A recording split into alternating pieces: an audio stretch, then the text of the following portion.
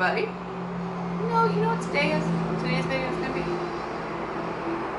It's gonna be a lot about Disney. Because I love Disney. So I am gonna talk to you about how I got into Disney fandom, why I'm still a fan, and we're gonna go from there. So, number one, how did I get started? Like, man, how did you get so obsessed with Disney to the point where your friends and your family text you, tweet at you, Facebook message you, just randomly link you like on your timeline, Disney things? How did you get here? Well, you know, I blame VHS and my mom needing to entertain my sister and I. And how did she do it? She bought us Disney movies. That's what she did.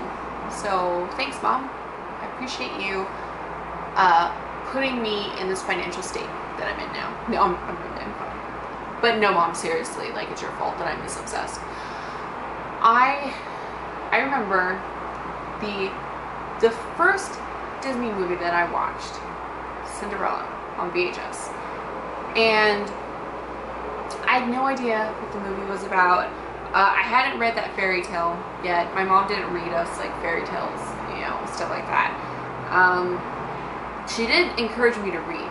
I'm a very big lover of books, so thank you again, Mom, for that. My parents are very big on pushing us to follow the things that we like, but not be too obsessed with them. Joke's on them, because I'm totally obsessed with Disney. Anyway, so I watched Cinderella, and I fell in love with the animation. Hands down. Cinderella is not my favorite Disney movie, by far. That sits with Beauty and the Beast. But I was obsessed with animation. I watch cartoons, you know, you watch cartoons, you know, Saturday morning cartoons, watch the Looney Tunes and all that, but I didn't know the scale that you could take hand-drawn animation to. You know, I didn't realize that they were made into movies. And, you know, so my first experience watching Cinderella, I'm like, oh my god, like, my mind was blown, right? Then, you know, my mom ended up buying us Snow White. You know, I got to watch The Black Cauldron, Great Mouse Detective, God, Lion King. And I'm trying to think, because I watched them out of order. They weren't, you know, I didn't watch them all in initial, like, release. But my mom made it a point to purchase these movies for my sister and I, but mainly for me. Like, let's be real, it's mainly for me. And my sister would sit down and watch them with me, and we were just so engrossed in it. I mean, I will say though, as much as Beauty and the Beast is my all-time favorite movie, my sister and I spent most of our time watching Aladdin and The Lion King.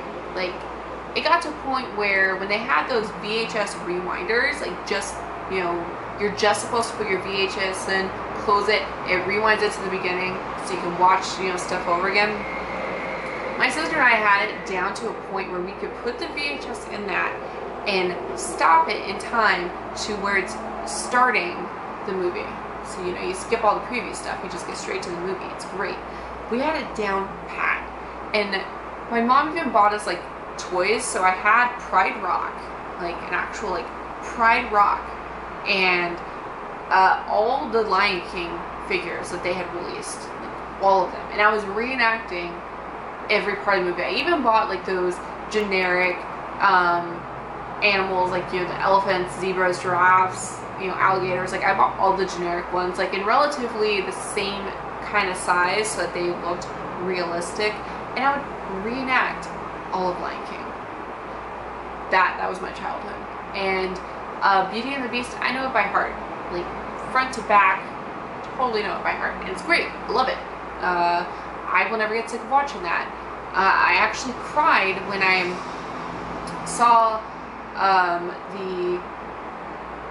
I don't want to say it wasn't the unfinished version, but it was the one that they showed at the film festival, and they have it on the Blu-ray release for Beauty and the Beast, and totally bawled, just because you get more of an insight into the detail that goes into these movies. And Disney just fueled my creativity.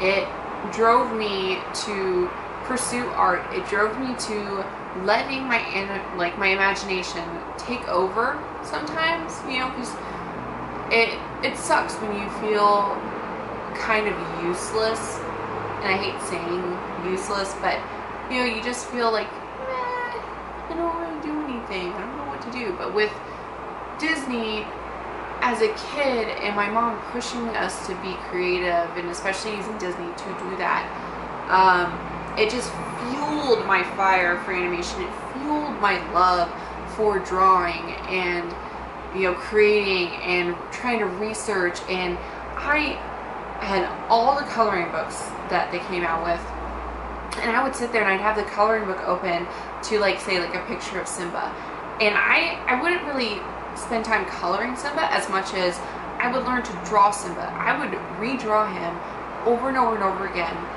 because I wanted to get him right. By the way, animals are still the hardest thing for me to draw, but when I do draw them and I get them right in the way that I'm hoping to get them, it's an amazing feeling. But, you know, my obsession with trying to get these characters correctly and the stories, and just seeing how you know, take a 2D animation picture, like a 2D image, and making it come to life by just, you know, little screens, you know, movements, like page by page by page. It's fascinating. I mean, if you ever want to see it, just draw a stick figure, like on a stack of Post-it notes, right? You know, you start from the very bottom, and you draw him, like, doing a bunch of stuff, and then you just flip through it. And that's animation. It's a fantastic thing. And I was obsessed with it. And now here I am, going on 29. Oh my god, going on 29. Anyway, going on 29. And Disney is still a thing I'm obsessed with. And, you know, I still have hopes that one day, you know, I'll be able to work for the House of Mouse and fulfill a part of a childhood dream. But, you know, I love going to the parks. I have a, you know, trip coming up in October. You know, spend a week there. It's gonna be great. I'm so excited.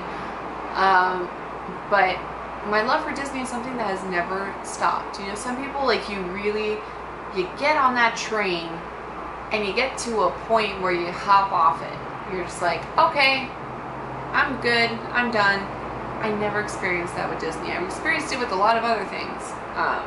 You know, gaming has been off and on for me. Books sometimes are off and on for me. But Disney has always been this constant in my life. And I mean, I even got a tattoo. I have a tattoo. It's permanent. I mean, unless I want to get it removed, and that's not going to happen because this was painful. So, you know, it's stuck with me, and it's just every day I strive to be super creative, because I think, you know, I'll think of a movie, a Disney movie in my head randomly, like the song would just pop in my head, and I'll be like, oh my god, I have to draw this, and I'll sketch it out. May never see the light of day, but I do it. And that's kind of my Disney story. And it's funny, my partner in crime is just as big of a Disney fan, and it's I wouldn't say it's one of the things that brought us together, but it's definitely one of the things that, like, keeps us both children at heart. And, you know, just being obsessed about all the little things, getting giddy about the 60th anniversary stuff, getting giddy about Allianz with D23. It was an exciting experience, and it's always an exciting experience, and Disney will always be something that stays with me, and that's kind of nice. It's kind of a nice feeling to think about, you know, that no matter what mood I'm in, no matter what's going on, I know that I can pop in a Disney movie and I'll be fine. I will pick right back up, and I will move on, and it'll still be as if I've watched it the first time. And that's an amazing experience, being able to look at a movie or something that you really enjoy and continue to get that feeling of watching it for the first time. You kind of lose that luster with other things, but I haven't with Disney. That's why I spend a lot of money on it. But not as much as I know some people do, but I still spend quite a lot of money on it. So thank you parents, mother, for getting me into this thing I love to call Disney fandom, because it's awesome. And I will be bringing you more Disney videos, especially when I'm on my trip to Disney in October. So be on the lookout for that, because I'm totally going to experience Halloween party at Disneyland like the first time. It's gonna be awesome. I'm so excited. But till next time, bye.